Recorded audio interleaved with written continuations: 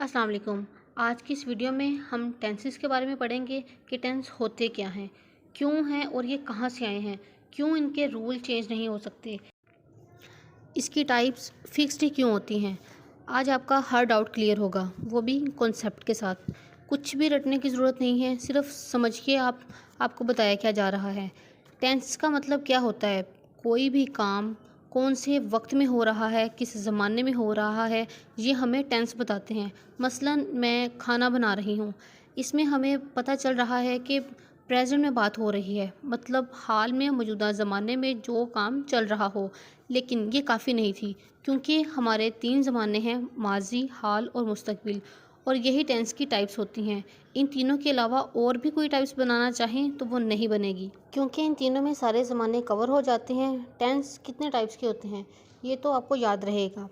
Present, past और future. Present में हम हाल की बात करते हैं, पास्ट में हम माजी की बात करते हैं और फ्यूचर में हम आने वाले वक्त की बात करते हैं। सबसे पहले प्रेजेंट को देखते हैं। हाल के दौर में काम कितनी तरह के हो सकते हैं, ये 4 तरह के होंगे। इंडेफिनिट वो काम है जो हमें कंफर्म नहीं होगा कि ये कंप्लीट हो गया या कब हुआ था। मसलन आई गो टू स्कूल, मैं स्कूल जाता हूँ, इसमें कब पहुँचा कब गया ये नहीं मालूम, बस जाता हूँ इतना ही पता है। यहाँ सिर्फ आपको टेंसेस से इंट्रोड्यूस करवाया जा रहा है कि ये होते क्या हैं। ये थी प्रेजेंट इंडेफिनिट टेंस की पहचान। सेकंड देखिए, प्रेजेंट कंटिन्यूस टेंस। जैसा कि नाम से ही पता चल रहा है कि कोई काम जारी है। प्रेजेंट कंटिन्यूस टेंस से हमें ये पता चलता है कि हाल में कोई काम चल रहा है, लेकिन बस चल ही रहा है, कब ख़त्म हुआ है हम ये नहीं जानते।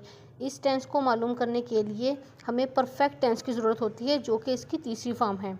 कुछ भी रट्टा लगाने की ज़रूरत नहीं है, हर चीज़ कॉन्सेप्ट के साथ क्लियर हो रही है, स्टेप बाय स्टेप आपके सामने आ रही है। क्यों इंडेफिनिट की ज़रूरत थी, क्यों कंटिन्यूस की ज़रूरत थी और क्यों परफेक्ट की ज़रूरत थी।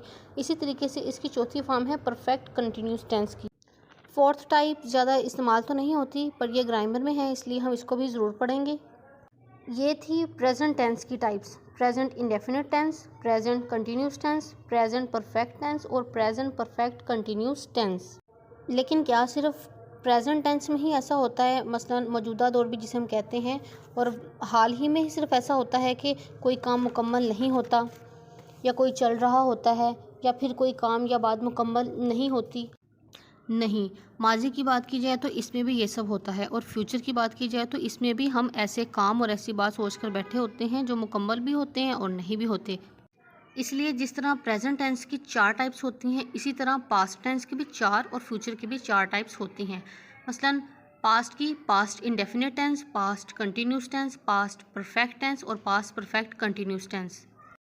और फ्यूचर की होंगी future indefinite tense, future continuous tense, future perfect tense और फ्यूचर परफेक्ट कंटिन्यूस टेंस।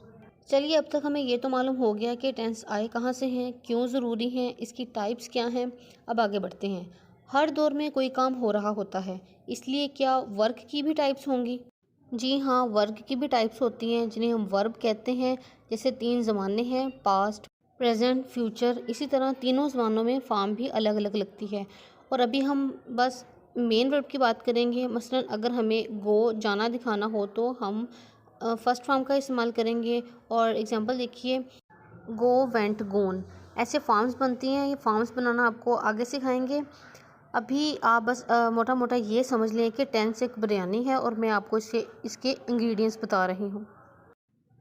इसमें क्या क्या डालना है और कितना कितना डालना है और कब डालना है। एक और चीज़ देखिए, हेल्पिंग वर्ब का क्या कॉन्सेप्ट है। कई बार सिर्फ मेन वर्ब से बात क्लियर नहीं होती, इसलिए हमें हेल्पिंग वर्ब की ज़रूरत होती है। चावल, घी, चिकन, नमक, मिर्च, ये तो मेन वर्ब हो गई हमारी, लेकिन कुछ खड़े मसाले भी ज़रूरी होते हैं, जिनकी वजह से आम से चावल बिरयानी कहलाते हैं।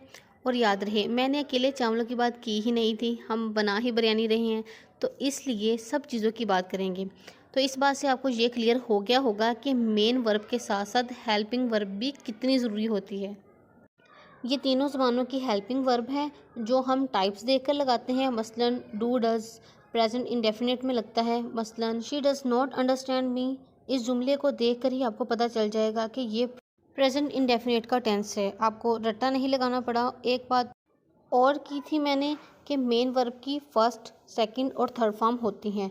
तो ये भी याद रखिएगा कि अकेली मेन वर्ब इंडेफिनिट टेंस में आती है।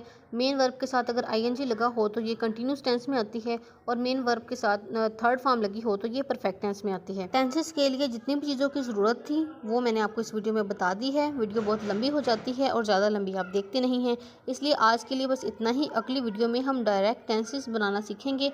आई होप आज की वीडियो आपको पसंद आई होगी।